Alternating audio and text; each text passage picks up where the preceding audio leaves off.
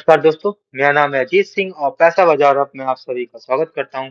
आज हम बात करने वाले हैं ज़ेन टेक्नोलॉजी के बारे में। सबसे पहले जानेंगे क्वार्टर 2 2026 की परफॉर्मेंस के बारे में, फिर H1 की परफॉर्मेंस देखेंगे, फिर स्टॉक का ओवरव्यू करेंगे, फिर रिसेंट जो कंपनी को ऑर्डर्स मिले उसको बात करेंगे, फिर कंपनी की ग्रोथ पोटेंशियल देखेंगे, फिर कंपनी के ऑर्डर बुक और गाइडेंस की बात करेंगे, लास्ट में हम कंपनी के वैल्यूएशन की बात करेंगे। सबसे पहले क्वार्टर 2 2026 की बात करते हैं। रेवेन्यू 28% गिरा है और पहुंच गया है 173.6 करोड़ पर। ऑपरेटिंग मार्जिन लेकिन इंप्रूव हुए हैं और पहुंच गए हैं 38% अप हुए हैं। इबिटा मार्जिन भी बढ़ा है 52% से। पैट की बात करें, प्रॉफिट आफ्टर टैक्स बढ़ा है 59.4% से और इनके मार्जिन हैं 34% के। हाफ ईयरली पर देखें कंपनी परफॉर्मेंस तो रेवेन्यू गिरा है और हो गया है 331.8 करोड़ का। ऑपरेशनल इबिटा मार्जिन की बात करें तो 40% निकल के आते हैं और इबिटा मार्जिन की बात करें तो 53% है। प्रॉफिट आफ्टर टैक्स की बात करें 107.1 करोड़ है 32% के मार्जिन के साथ।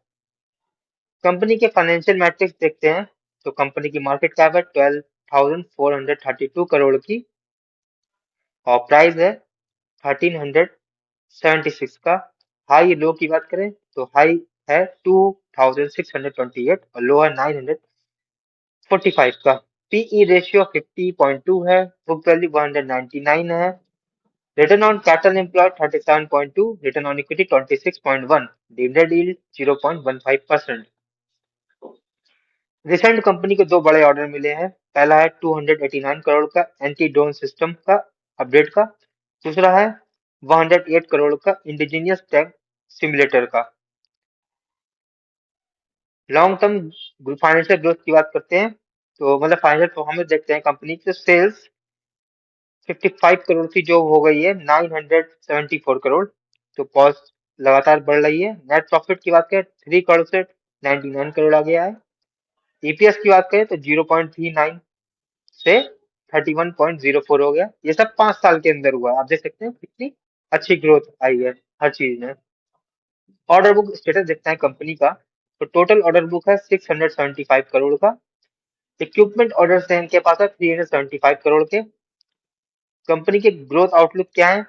स्ट्रॉन्ग एग्जीक्यूशन इन H2, मतलब आने वाला जो हाफ ईयरली होगा, मतलब क्वार्टर 3 और क्वार्टर 4, इसमें ऐसा मैनेजमेंट कहना है कि अच्छी सेल्स ग्रोथ होगी।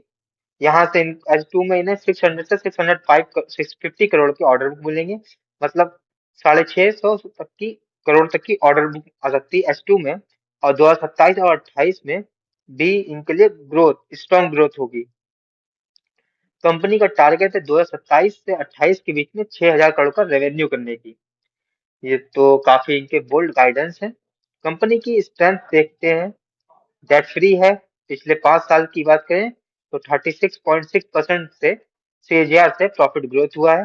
रिटर्न ऑन इक्विटी पिछले 3 साल का एवरेज ने 25.5 है।